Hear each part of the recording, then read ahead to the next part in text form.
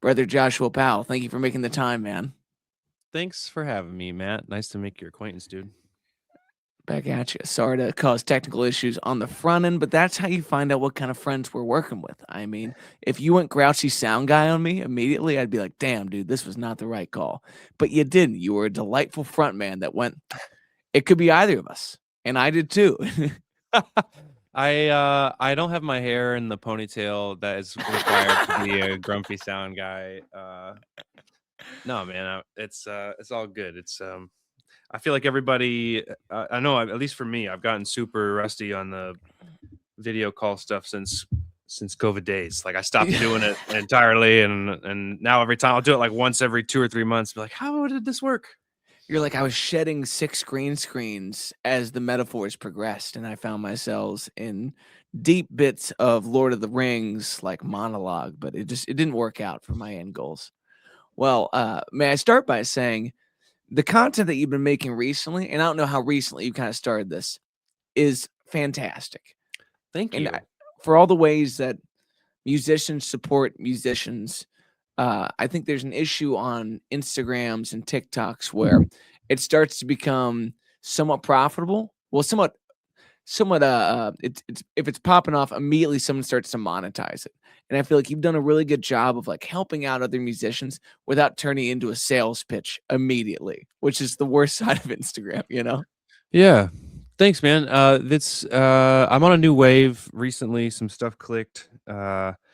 For many years, I was doing the main mistake that most of us indie DIY musicians make, which is like creating content as though it was for our fans, and we realistically have such such niche fan bases that I'm creating content that's, I think, quality, but is more like stuff that, my favorite bands would post, who already have millions of people who are interested. And when I switched over to trying to think about, like, what if every single video is the first video that anyone ever saw of mine, that, like, why would they not scroll away? I'm not going to watch like a behind the scenes tour documentary of a band I've never heard of. If I love them, awesome, but most people have never heard of me. So I tried to switch over to creating content that would maybe like guerrilla guerrilla put my song in there and be like, there, I do, this is why I'm here. But at the same time, knowing that people don't want to feel like they're sold to, knowing that all the best marketers are like, you got to be providing value on here. But it is really natural for me to fold that into the whole music and DIY process, because uh, all the jobs that I've ever held since college have been in some other way affiliated with the music business or education about the music business. And as I have, I mean, I've been in this for, I think, 13 years, and at one point I had 6 jobs, and now I'm down to having just like 4 jobs. But what I've realized through making this sort of educational or resource based content on Instagram and TikTok is that I'm kind of doing the same stuff I was doing when I was a music business professor.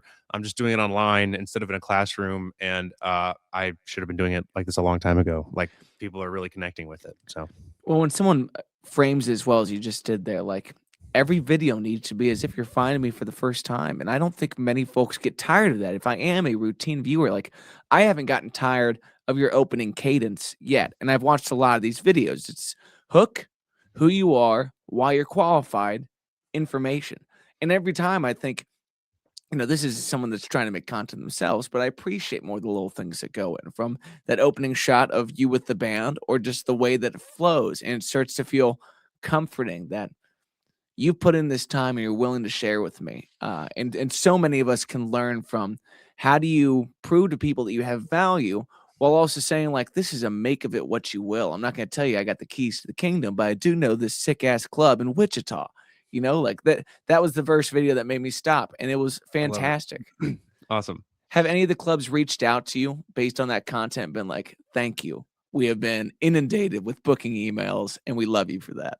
Actually, I mean, yes. Not specifically about we've been inundated with booking emails. You've But ruined our Gmail. yeah, yeah. You crashed our account. Why don't you tell people to not include email attachments? No, mostly I've heard from a couple of venues that are like, yeah, more people should know this is how we want to hear from them.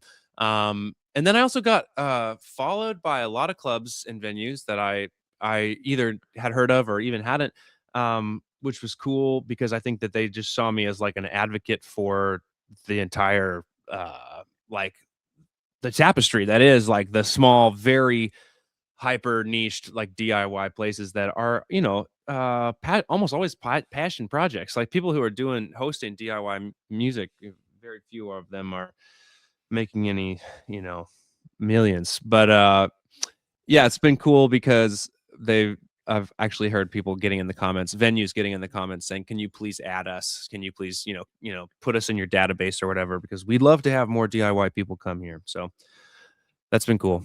That's beautiful, man. It's an advocate's a good term for it. It's like people do not want to be sold to, but they want to feel seen for what they're doing. And for you Yeah. to come in and explain, not only am I in your shoes right now, but I'm doing this as my own back catalog, and knowing that you're going to benefit from it makes it a little bit more worth it. Like I'm sure the hours that you poured into this database over the last 3 months since these videos really started kind of popping is something that most people wouldn't be willing to take on. Yeah, man. I think that's not, oh, I'm such a fucking generous, cool guy. Um, Are you sure you ain't Mother Teresa with a beard and a hand tat? Okay, but I don't know that she didn't have one. I just didn't see her hands was my that's thing. that's really great point about Mother Teresa's hands, Matt. If people are closed-minded, man, I mean, if you're gonna get the stigmata, you might as well go with the top hand as well. Like, Yeah, dude, wear it proud. Wear it proud. Shit, dog. What was the question? fuck if I know. Oh, okay, No, yeah, no, it when is. you became canonized, what did you really start to think was gonna be your rollout single? No, here's the thing, man. I think like it's really understandable why people get cagey after they have like any amount of success. Because I'm sure you've had your own version of this. Like the most, I'm not trying to call anyone out specifically, but the most that I ever had this happen was like the second time that our band played on Audio Tree in Chicago. Um, MFers came out of the woodwork in my DMs, just like, how did you get on Audio Tree? Like, and I was just like, dog, I haven't heard from you in like 7 years. Like, they have a FAQ section on their website. Maybe you start there, like I did. And I sound bitter, but like the thing is, it's like, man, anytime we see somebody that we know who gets an opportunity or whatever, we haven't gotten a tap. Of course, we want to check it out. For me, the Audio Tree one was just like annoying because I'm like, literally all I ever did for that opportunity was read the FAQs on their website and submit myself for consideration, just like they are telling you to do. It's just like it doesn't take that much initiative to chase after these ops yourself. But in me telling you that right now, me saying it on a podcast, I have no fear that people are going to go out there and grab all the next 300 Audio Tree slots that could have been for my band to do another guest appearance or whatever. It's like, dude, everybody who's out there who's winning, that's getting something that you want, isn't getting it instead of you. All right. Like, every time I see a band that's getting more popular than mine or whatever, I ask myself, okay, would you be willing to play their music instead of your music to get to that level of notoriety? And I'm like, fuck no, dude. The whole entire point of this is to find the people who gel with specifically what I'm doing. So when I see a band of our ilk, or I see somebody that's like really coming up and I start to maybe feel a little resentful or whatever, I just remember, dude, all the people that are fans of that band are potential fans of your band. You just haven't reached them yet. And also, even if they aren't, they like that other thing. That's not a missed opportunity for you. There's enough opportunity to go around, which is why that mantra, like a rising tide raises all ships, is really easy for me to hold on to, because since the videos have popped off, I've put up a free booking template for people to steal. This morning I put that up. I used ManyChat for the first time to make it like a DM thing. And I put up a work in progress of a venue database that's populated by all the comments from users who have weighed in on my Instagram and TikTok about DIY and small venues. And recently, I also I've been doing songwriting videos, so I put up a worksheet that combined all three of the exercises from my last three videos, so that it looks like a textbook. You take it, you can work on it at home. But all that stuff, it's like stuff that resources that I've worked for hours to build and whatever. And I benefit from having them. But the whole point of what I'm trying to say is that like it doesn't hurt me for you to benefit from that work that I've done too. It just means that we're contributing to the overall health and value that the DIY music community brings to culture in a larger sense. This is a small weird thing that we're into. I always am shocked when I think about, all these millions of potential music fans and how that pales in comparison to all the people who give a shit about sports, which is not me. And like I'm happy for you to be happy about your thing, but we have a niche, and I think often we as artists, because this is our whole life, kind of overstate the demand for what we do, and we need to do everything we can to make more people feel welcome and empowered in DIY music. And it's a place where the weedy tendrils of capitalism still thrive, but like as long as we're the people who are moving the levers, we can try to do that in like a wholesome and mutualistic way. That was that was a killer, like 3 minute blip right there. I'm gonna be like Mother Teresa explains local bands going to the highest level. Like you crushed that, and it's clear that you have an educational background because you can go into these places and the fluidness can be felt, but also doesn't feel like you have this written down. I clearly have Oh no no, teleprompter. I scripted this whole interview in ChatGPT, man. Dude, fair enough. I mean, at least send me the nudes that you also. I mainly use GBT to make Abraham Lincoln nudes just so I can think about what his life was like before what I'm saying, heavy shit. I'm a deep thinker, dude. I have a lot on the mind. That's good, Uh, man. It takes all types. Takes all types. it does, it does. But you touched on so many great things there, and one of my favorites was when like you start talking a little bit about fans, and there's not this massive population of diehard music fans in the world. There are these niche fans that they love another project and they're equally capable of loving your project if you approach them in a considerable way. Showing them that you might have similar influences. You might have been at the same shows. And there's something about learning to treat the 1% most diehard of fans like they're special that keeps them coming back to it. Is there any advice that you would give to folks that are on the come up of how to treat their best fans to make sure that that relationship can last a lifetime? What a great question, man. It draws two things to my mind. One reference is going to be from marketing guru Jesse Cannon, who I'm sure you know.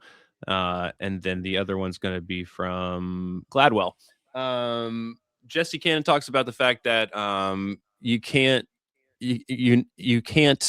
really build any momentum if you have something pop off, if you have a viral moment, or you have a you know, just that when that lightning strikes, if you haven't been investing in building a community around the thing that you do, like it's I've seen this happen for some artists that I know who have kind of done it in isolation and done their best maybe to manage some relationships online, but haven't been able to either get their stuff out there on the road and shake hands with people and sell shirts, or they haven't been able to follow up like a viral moment with a plan or whatever. If you're not like contributing, if you're not treating the commenters in your apps like people, if you for 1 second, God, I've had this happen in waves because I've been doing this for fucking ever, Matt. But I've had moments where I think I'm kind of big enough now that I don't have to reply to everything. How could I possibly expect it to? That's like, yeah, get over your fucking self for sure.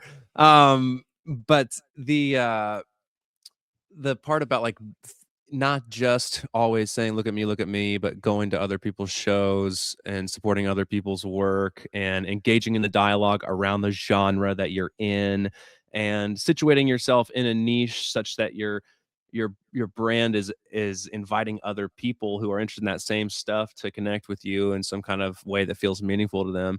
That's all super important. It's a hard road to hoe sometimes because you uh, I mean, it's relationship building, but it's also marketing, and so it feels icky at times. And it's like, you know what? It's the reality of where the industry is that in order to have people engage with your art, if you think that your art's worth engaging with, you do have to get over that hump of self promotion. But you don't have to self promote in a way that's myself and myself alone. It's like what can myself offer this community, and how do we all fit into it together? The other thing is, as it pertains to the collection and treatment of fans in your audience, um, I'm reading The Tipping Point by Malcolm Gladwell right now. It was recommended by Matt Bacon, and it's a book about how ideas spread. It's essentially like the theory of virality, and he breaks people down into categories like connectors and mavens, and I forget what the third one is because I haven't gotten to that chapter yet. But he talked about that 6 degrees of separation from Kevin Bacon thesis, and explained the original project where a researcher in Omaha sent out 60 letters to 60 various individuals around the country, asking them to forward these letters to the same guy that he picked at random in Boston. And it was like this real slow mail way to watch how many people it would take to get, hey, I'm going to send this to you. Do you know so and so? Um, and the 6 degrees is actually generous. A lot of these were like through 3 or 4. However, when they traced each piece of mail, it was something crazy, like 35 or 40 of the 60 letters all got delivered to this guy by the same individual who lived there in Boston, who was just really plugged in. Just like most of the people between Omaha, where it started, and wherever else went through different things, but they all ended up with this one person who was a highly sociable, charismatic person who sort of, did active networking. And it was just a really great demonstration of sort of that the earlier versions of influencers and tastemakers and gatekeepers, people who, I think about my friend Fred Miller, at MF Fred, great indie artist here in Indianapolis.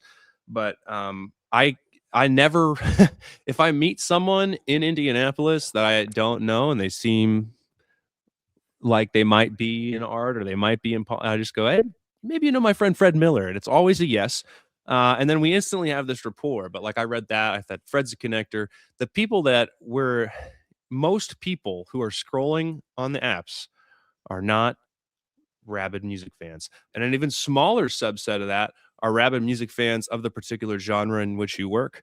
And an even more micro percentage of those people are the type of people who are actively searching for new music to discover, to curate. It's such a tiny subset.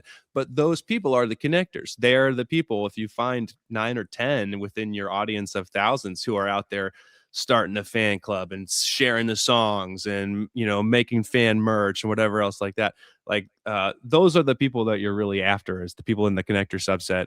And you find those people by having a broad gate in a broad door to your community, but then just continuing to take shots and show up consistently, and then hopefully you'll find your connectors. Well said. Within that, there's so many ways of um, connecting with that audience once you've started to build it, even from 5 to 15 to 30 to 100 people. And to me, as that group grows, the the feeling of exclusivity without being a walled garden is really important. How do you help people feel like they have priority and an early view into this without feeling like you're limiting a first experience or someone who just found you from getting in on that? How do you make it feel? Exclusive and special without putting up limitations for new fans and listeners to come in. Yeah, I have been following Troy Titley a lot online, and I don't know if you know him. He's in the band Nuns of the Tundra, and they have crushed it. And they're a really great example of a band that used social media to go from like 400 monthly listeners to 70,000. And some of his content that I was reviewing just the other day was talking about like, okay, this is something I learned yesterday. I'm going to repeat it, so it's not like, oh, listen to my great knowledge. But there's a format that he used that was carousel, 2 slides. The first one, a selfie saying, my music usually only makes it to this many people. And then the next slide's like you giving a thumbs up, and you're like, but you're one of them. And so, I mean, this is my name. This is what my music sounds like. That's that's a pretty broad net. If you were to go like deep in my feed and really be interested in me and what I'm into and stuff, then you'll go back through and you'll see uh some stuff about horror movies and some stuff about metalcore fandom and whatever else. But when I'm promoting my music, that's the stuff that I'm like trying to like create community and create dialogue and like that's the stuff I'm into. So other people who might like my music might like this stuff too.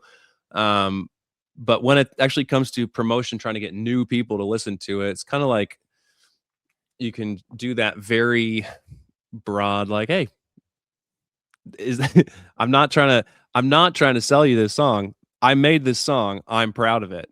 Here it is for whoever's into it. And sometimes, no, I haven't had any of my music trend or go viral or anything like that. All my good big videos have been more like resource or like songwriting tips or whatever. But I have started posting daily, super like micro effort content like that because it really is. I can't believe it that TikTok in particular is still this wholesome in 2026, where it actually is delivering it to strangers. You are actually getting like 200 or 300 at the very baseline service to absolute randos. And in a world of algorithmic segmentation, that is still, I think, probably the best outlet for music discovery. And I don't know if I addressed your question about exclusivity or not, probably because I don't know. I think you hit some good points in there, and like all of this, you just need to listen to it and snag the points that are meaningful for yourself and try to learn how to implement those amidst all the other things you do. Like you said earlier, like, oh, dude, I went from working like 6 to 8 jobs to working like 4 jobs. What a relief. But to someone getting into the game, they're like, I need to work 4 jobs. I just want to be the shit. It's like I just want to be everyone's favorite artist. Yeah. What's the job in this that makes you the happiest or most Oh, fulfilled? I think happiness is a byproduct. that's great, man. Well said. That's a really great question, but my answer is going to be mealy mouthed because it's not a straight answer. I'll tell you about what I do because I'm to the point in my life now uh, where it's all killer, no filler. And in the past, I've had to say like, yeah, I do this also, but where I'm working, where I'm putting my energy today is all stuff I really believe in. So it's all around the central nexus of like I want to do this music. I want to do it with my best friends. I want us to do this more full time. Um, and as we're all wearing many hats in the music industry and giving as much of as we can to this, we all still have to pay bills. So, I've been a barista and I've been whatever else, but um, here at age 34, I really like all the jobs that I do. So I work with Romanus Records out of Indianapolis. It's a boutique indie label. They have bands like Moon Goons and Doom Gong and Pat and the Pissers. Really cool, mostly like psych garage heavy music. But we make really fascinating custom vinyl. We do blood filled vinyl, sand filled vinyl. We've done shotgun shell filled vinyl. My guy who owns the label, who pioneered all this technology, I had to sign a NDA. Like he's got patents and shit. Because of the success of the label, he opened up a manufacturing arm that will sell the custom vinyl to any artist. So like in the last year, I've made stuff for Motley Crue and Alice in Chains and Miller High Life and like crazy, crazy clients. Just really cool to like have a record pass through my hands for Comeback Kid and fill it with brick dust and be like, I'm helping Comeback Kid get money today. And I've loved that band since I was a kid. So, plus the chief of the label is the chillest motherfucker alive. He's one of my best friends. We watch Nicolas Cage movies at work all the time. It's great. Keeps the edge up, dude. It may violate HR every once in a while just because Nick Edge, he's leaving that new Charlie Sheen documentary. He's like, but Nicolas Cage asked me to go judge a bikini contest, and they're dropping me off at this clinic to get sober. And I told her, like, just give me 24 hours to go judge this bikini contest with Nick Cage.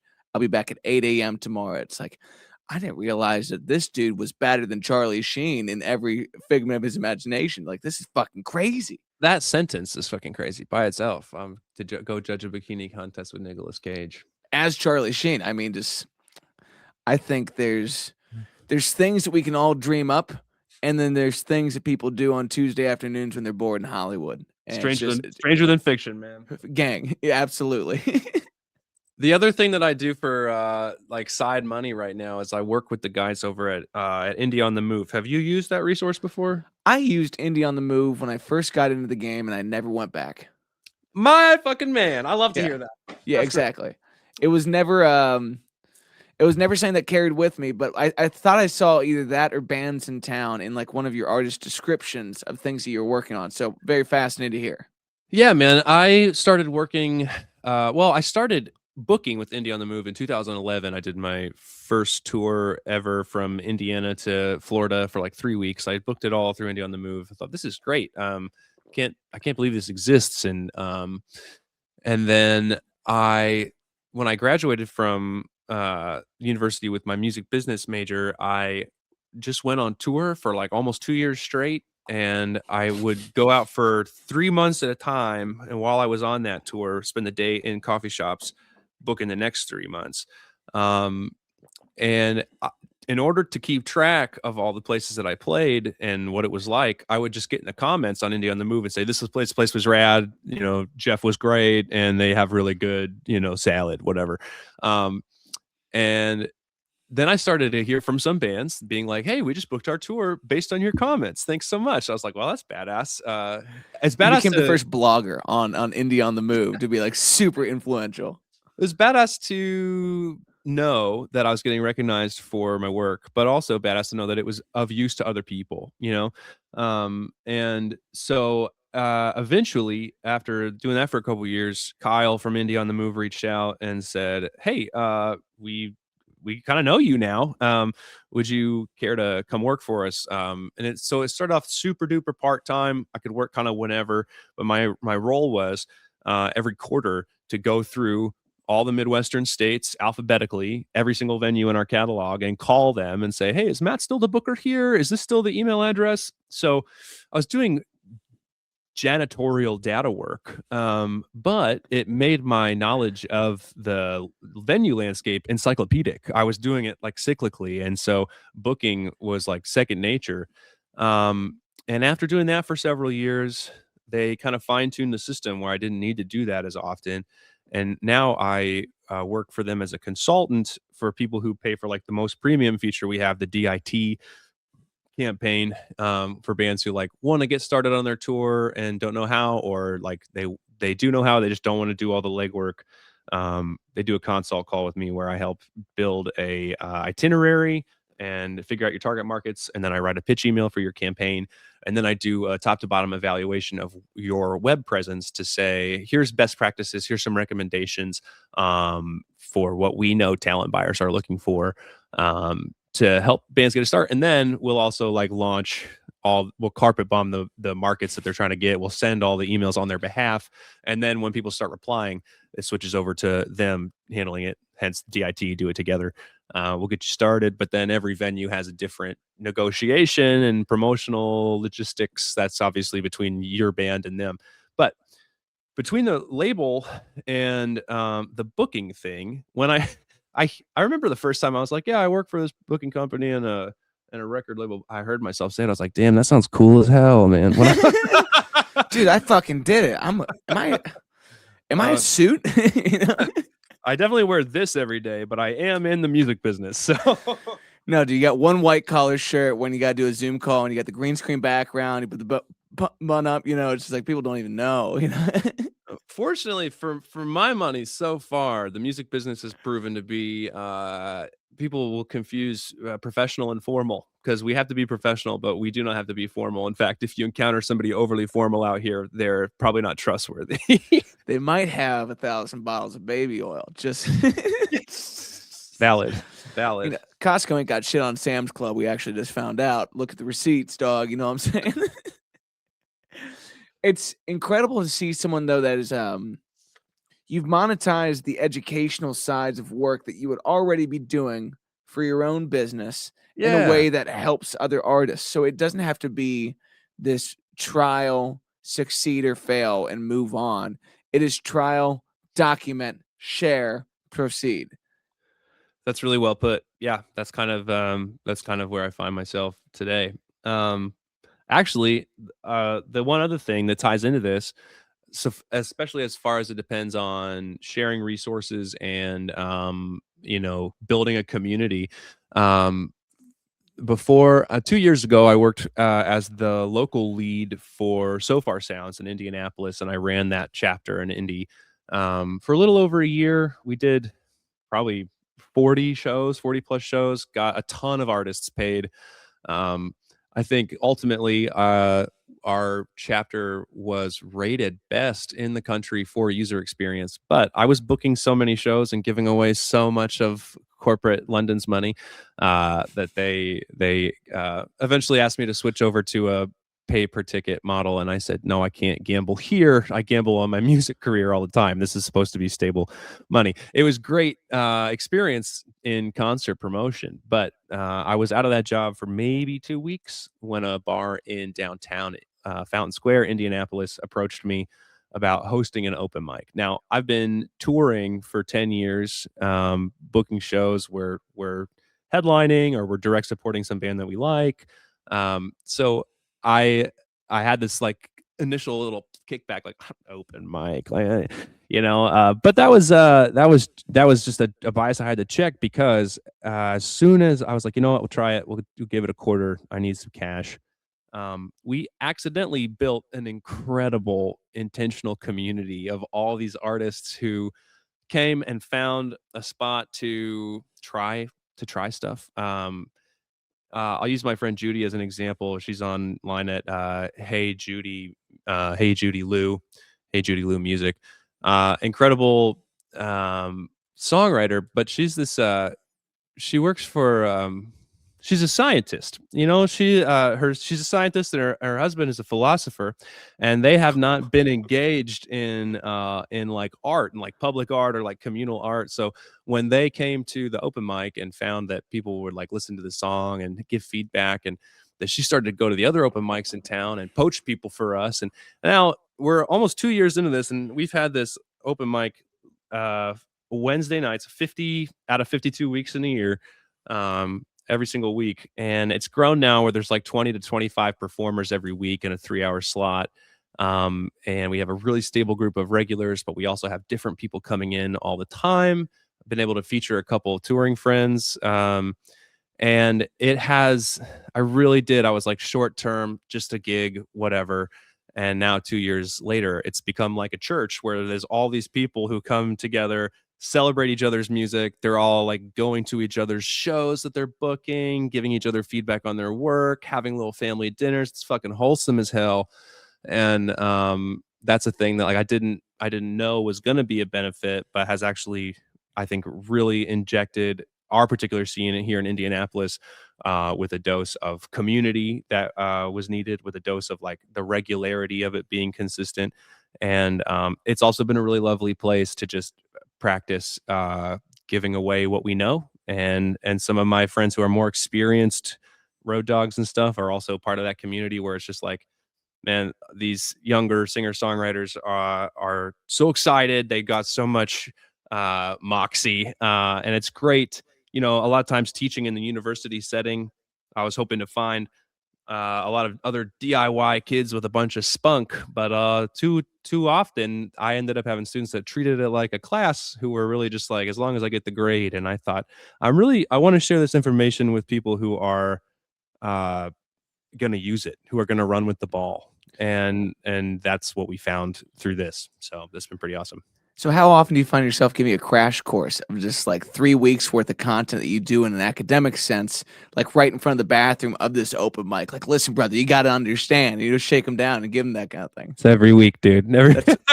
What an incredible thing. And like, there is something missing is if you're full time, if you're doing this and you always got shows booked, you don't think about the folks that the open mic might be the most intense experience of their month, but boy, do they want to do it. Yeah. And that kind of brings me to my next question. Like, what do you think it is about songwriting that propels people to go to these extents just to play their music? What is it about that hobby that turns into this lifelong obsession. If I would do anything to show this to the next person that might like it. I have two thoughts on that. One is about art, and one is about the particular form. So for one, um, dude, I don't know what your spirituality is, or if you have any ideas about any of that kind of stuff. But I think that whether or not whatever type of lane people are in, I think it's pretty easy to agree upon that like our ability to be creative has some sort of a root in a divine impulse. Like we could just walk through this world and consume, but we have these predilections towards making things. Um, and that to me is like whether you believe in a creator or not, it's like whatever summoned this universe from nothing is also in us. And so we have this like desire to summon from nothing. And when you create a piece of art, it's such a fucking transcendent cycle to walk through, the ideation and then the work of sitting there and messing up a million times trying to get that take 300 times for that guitar lick, or making the wrong cut in your wood block and having to start over or whatever. All that work and care in service of an idea, which also like the idea, you don't know where it came from. It was a gift. Like you can't trace that shit back, but it's in you, and you do the delicate, precious work of bringing it out of you and creating it. And when it's done, I mean, then the best part is actually over. Like the working and the striving and the chiseling away at the sculpture that's in the block of marble is the most beautiful part of the work. But then you're rewarded with having this fucking statue, this song, whatever it is that you made, and then you put it out there, and it's so satisfying to go, look at this thing that didn't exist. And because I tried for a while, and now it exists. And especially with like a song, this fucking thing is gonna last potentially forever. Like if I put this on a CD, I put this on streaming, whatever, I will die, and this thing that I made will be, as long as this app is up here, people will be able to engage with something that I summoned out of nothing. That's fucking magic, dude. All right, and then two, when it comes to songwriting, as an artist and a creative person, I think we're particularly drawn to bringing songs into the world because I think short of film and or theater, this is the type of art that's the most multidisciplinary and potentially collaborative. There are so many people that have to work on this thing, and a song isn't is like a is I love poetry, but it's more than a poem because you have the poetry of it, and you have the harmonic context of it, and you have to craft the melody and the textural arrangements, and then the style of production, and then the means of distribution. There's all these million facets that all depend, like they all go together to make this one thing that then may be able to get someone to shake their ass a little bit. Like that's awesome, And I Yeah. think that we're just music is never not going to be interesting to those of us who are into music because there's only 12 notes, but as soon as you think you're the master of jazz piano, good for you. Now there's jazz guitar to go start. Now you've learned how to produce records. Great. Now I'll go learn how to finger pick. Like there's always going to be something else. And so for those who have the creative impulse, who are able to develop the set of skills that are multidisciplinary enough to bring out of nothing a melody that can get stuck in your head, it's magic. Really well put. It's a weird thing to get hooked on, and I've been trying to just fucking pester people when I get the chance. There's like, man, I learned a couple chords. I'm having fun learning songs. I'm like, write something now, because your limitations are what makes the art this particular moment in time. You will Yes. get more chords. You will be much more capable of the thing, but only you right here, right now, are capable of making what is on the other side of this. And it's Yeah. giving yourself that permission. If you got two under your hands, it's enough. There's a lot of great one chord songs out there. If I don't tell somebody to go fall in love with the thing that I love, then I've missed my chance to give back to the art as this sentient thing that is kind of around us. There is the muse, there is that divine inspiration, and you serve it by spreading it like VD. Sorry, kids. YouTube is this video made for kids? No. Dude, fuck no. Fuck. These kids fucking crazy watching this shit. Okay, so I got asked this the other day, and may they say all your answers have been really great. And Thanks, man. It's kind of you. there's not a lot of folks that are in this sector that are both music marketers and artists and in on the label side and on the booking side. So thank you for being a resource of one fucking maniac that's willing to do it all, try it all, give it all. Like that's special. And we're lucky Thanks, to be in man. this age of the internet where you just blast this stuff in our face.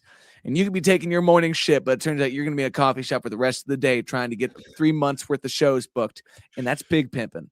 Okay, so what are the biggest sacrifices that someone should be prepared to make if they really love this? Um, I'm always fascinated when I have friends who are in projects that they're frustrated about the project's momentum, and yet they have like a full-time job, and they also have a social life, and God forbid they also have kids, you know. No, but it's like I don't have a family, or all my jobs are super duper flexible. Um, and so I am doing 8-hour days regularly in the course of my week as though I was at a 9 to 5 job, but I'm just treating my own project like it's a 9 to 5 job, creating those databases, um, just collecting. I'm also working on 2 other databases right now with like festival submission opportunities, and I'm doing a Dream 100 networking list database right now that I learned from Matt Bacon. Um, but like that shit takes so much time, and it's not paid time, and so the fact that I'm so proud of my own work ethic. It's one of my favorite things about me, and I've put in more work than most friends that I have in the biz over these last 13 years. Yet my band hasn't broken. We don't have a hit song. We have had really great physical album sales on the road.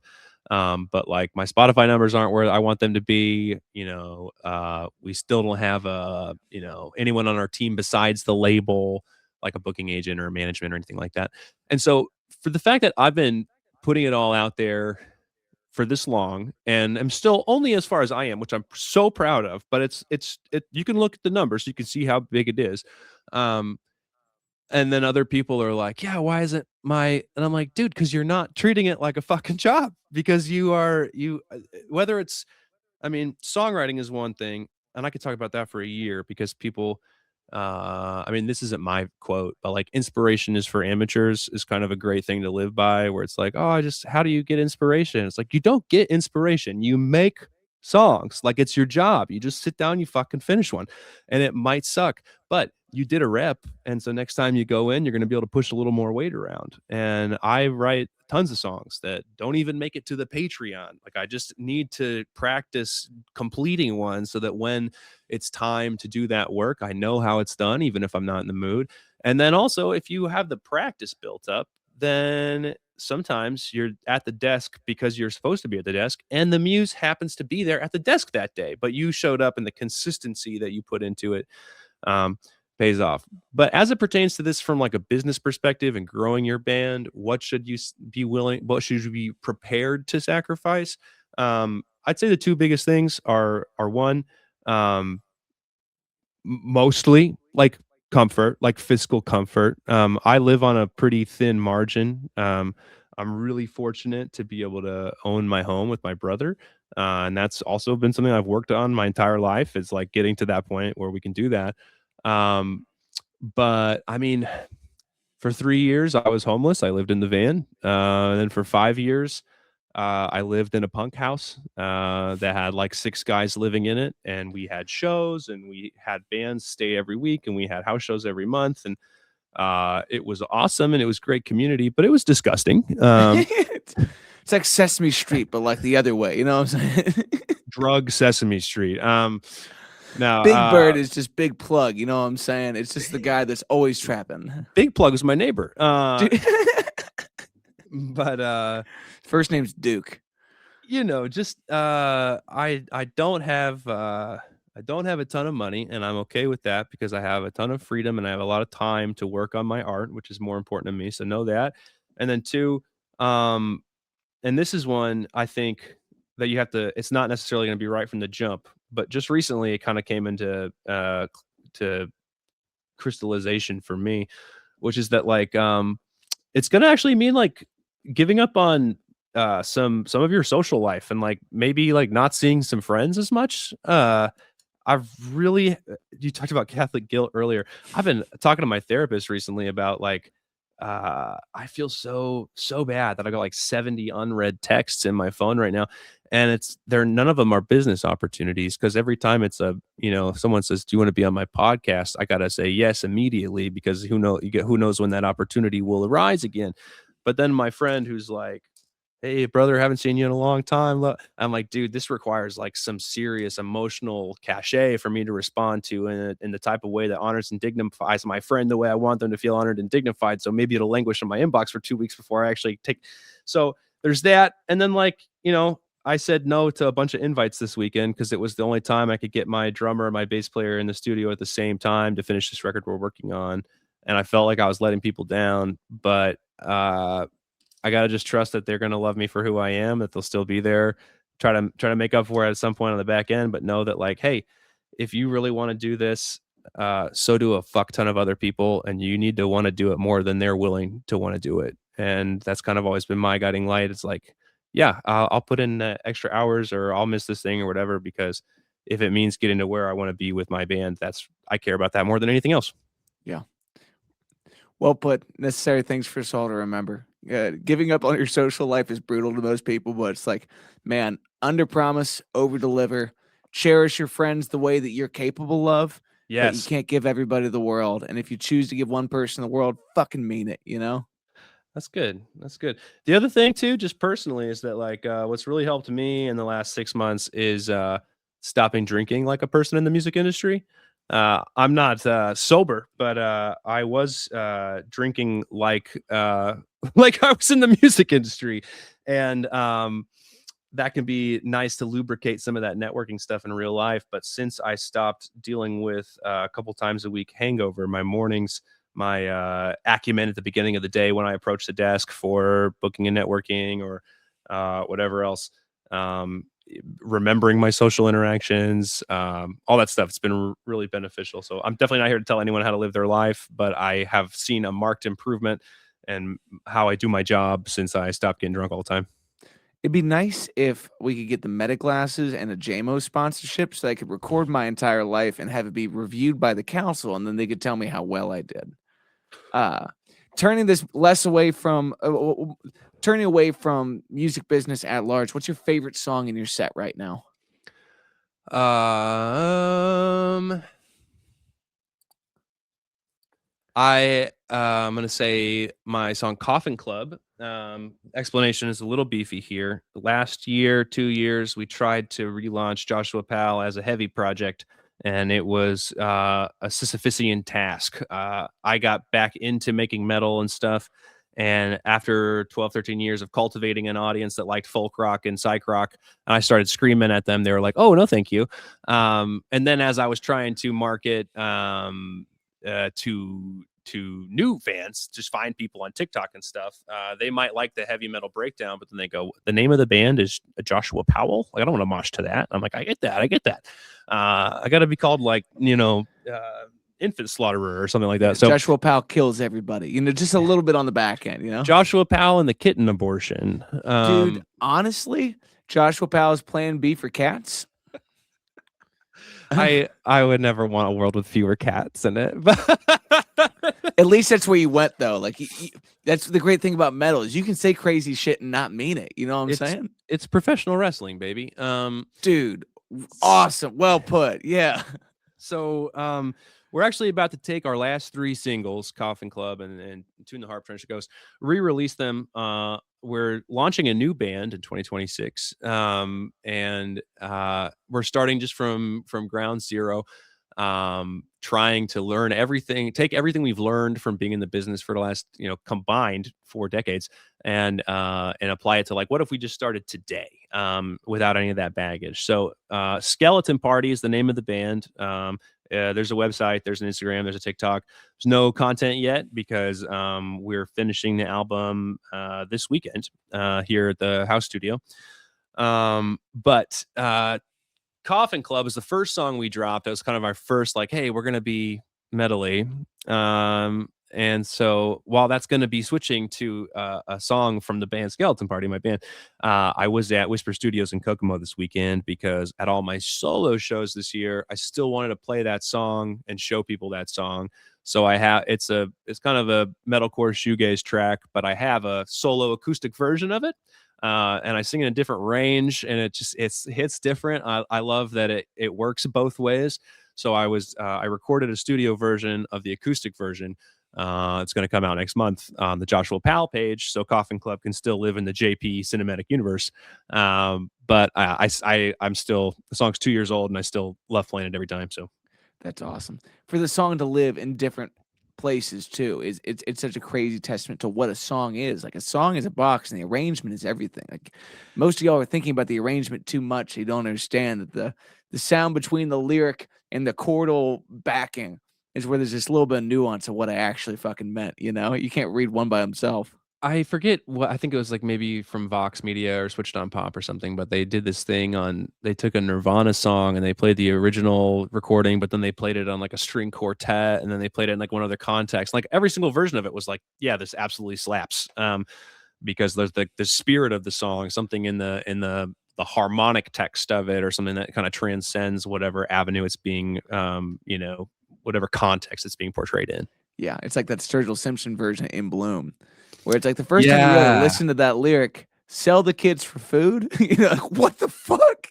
Yeah. It's a pretty hard swing off the rip, but Sturgill makes me feel things that no one else does, man. So He's a legend. We actually, our former guitar player, Adam, worked with Lord Jomitz, the guitar player from Sturgill's band, to write the solos on our last album. So that's fucking sick. yeah. Yeah. Well, brother, I really appreciate your time, and I appreciate the fact that you can't say no to these things because you're good at networking, and I will use that against you. Weekly episodes coming with Joshua Powell. You are a resource information man that is seldom found on the internet with an award-winning smile. So thanks for doing it. You're the Mother Teresa of heavy metal. I really appreciate the hospitality, Matt. Thank you so much. Yeah. Next time, we'll get together in Indianapolis soon. Yeah, you're in Cincinnati, right? Yes, sir. So I'm coming. I'll be out there next month at some point. So I'll shoot you a Stone's message. throw, man. Let's find a way to shake hands. I would love that. All right, friends, we're wrapping this up. Find him online, Joshua Powell. Any of that? Plug your socials really quick. I'm at Joshua Powell Music on Instagram, TikTok, and YouTube. And if you want to be an early adopter of the metal band, Skeleton Party Music on all those platforms. Awesome. You mentioned a Patreon. Is that also Joshua Powell? That's also Joshua Powell Music. I'm on there every month releasing an unreleased song and personal essay. It's kind of like just for the people who are hyper into it. But if that's you, please come check it out. I love sharing super vulnerable shit there. Beautiful. You're a rock star, man. Thanks for doing it. Thanks, Matt.